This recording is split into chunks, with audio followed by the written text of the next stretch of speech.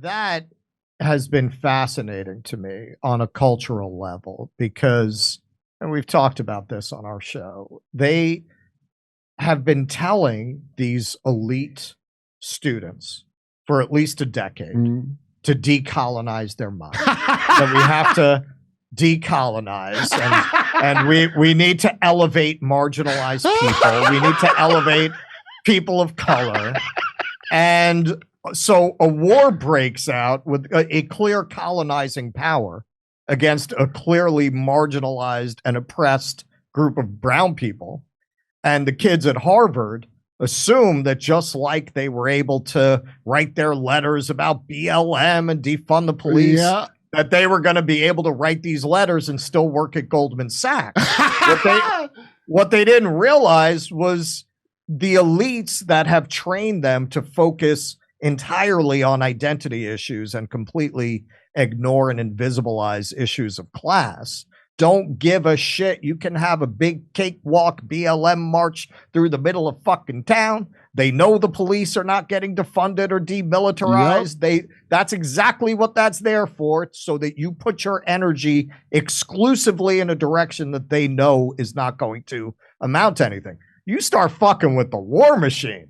Oh, now these kids found out who they're dealing with when they got their job offers rescinded. That is fascinating to see that play out, how some of these kids, they thought they meant it when they told them to decolonize their mind. Now they're finding out that was all a game. Well, you only decolonize your mind. You don't decolonize the world. Right? That's reality. That's a private up matter. Here it has to be decolonized. Out there, that stays colonized. Hey, look, is what Hamas did an atrocity? Of course. Did it cure wokeness? Kinda.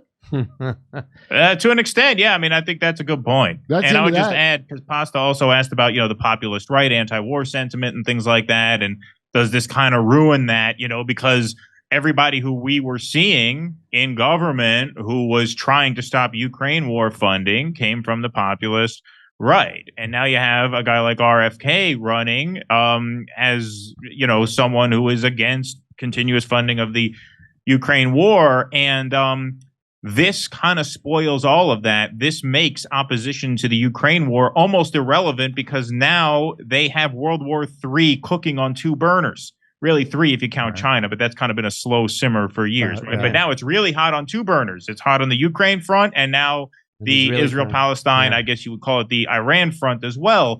And so if RFK's stance on Israel, or not to beat up on you, Pasta, but, if Matt Gaetz's stance on Israel, if that works better for you, if their stance on Israel is such that it's going to entangle us in a conflict with Iran and spark World War III on that front, then that makes their opposition to Ukraine funding kind of irrelevant, right?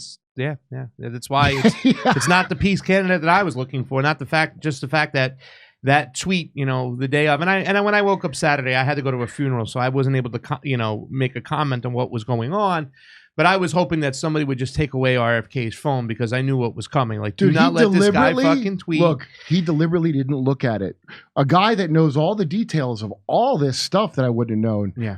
And I know exactly how he felt when I dated my Israeli girlfriend. I remember when someone would flare up and I would go, hey, in 2006, when they put the blockade up, I go, that seems a little overly harsh. And the emotional, what are they supposed to do? Not do it. They have to do it. Yeah. And I always go, oh, okay. No, do you want money?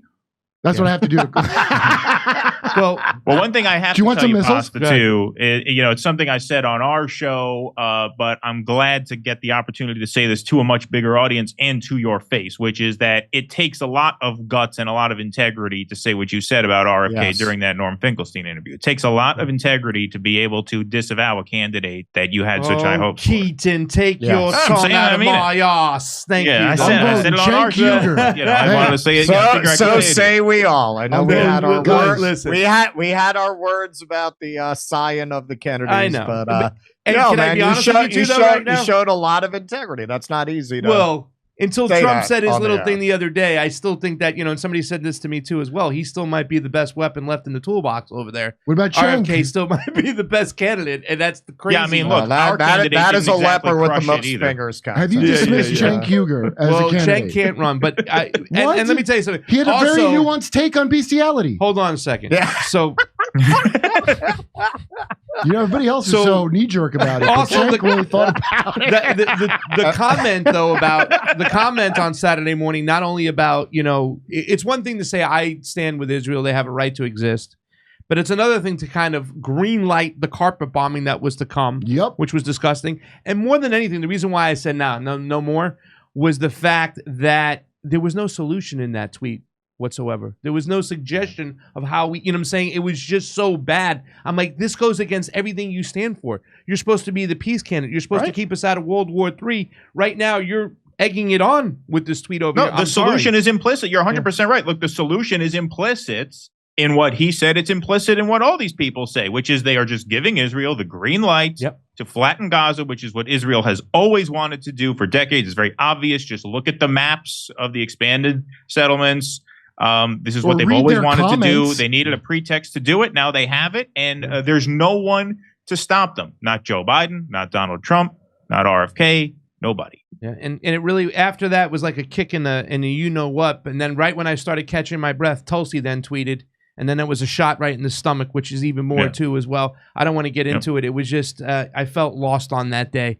And then today I see the Donald Trump, comments, and I'm like, oh, my God.